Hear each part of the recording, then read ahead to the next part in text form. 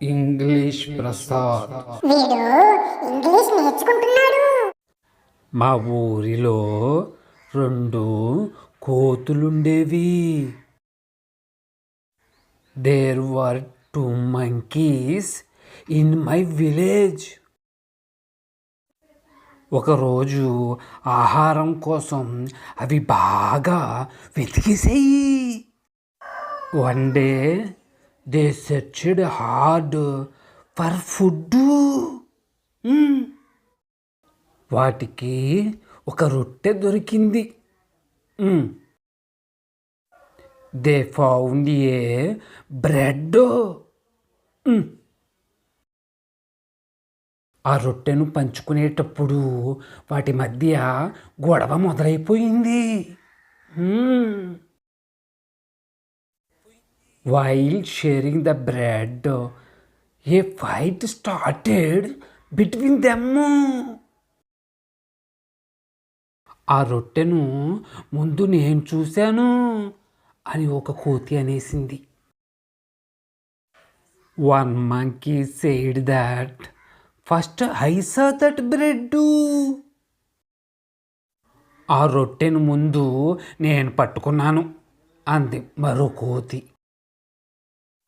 Another monkey said that first I caught that bread. అవి ఇలా వాదించుకోవడం మొదలుపెట్టేశాయి.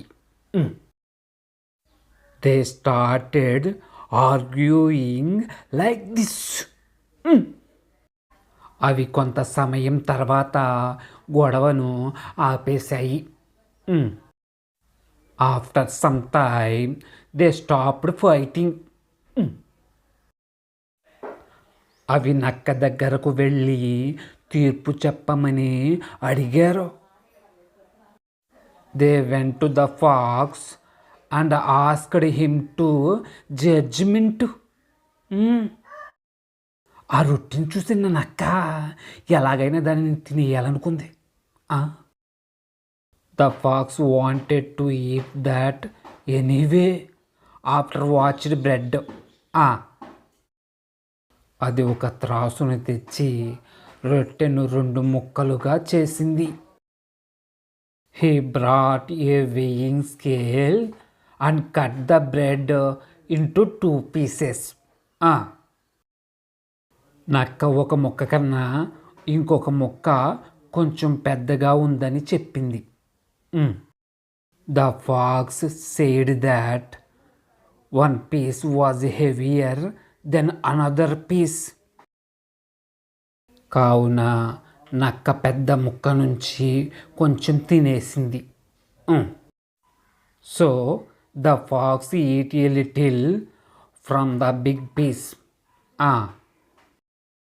అప్పుడు మరో ముక్క బరువు అయింది.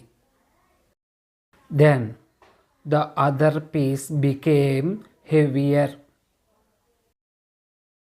నక్క దాన్ని కూడా కొంచెం తినేసింది. The fox eat a little of it too. ఇదే విధంగా నక్క రొట్టె మొత్తాన్ని తినేసింది. In the same way the fox eat the whole bread. ఆ కోతులు ఏమీ చేయలేక ఏడ్చుకుంటూ వెళ్ళిపోయాయి. The monkeys could not do anything and went away crying. ఎట్టాగుంది నా ఇంగ్లీషు? కామెంట్ చేయండి ప్లీజ్.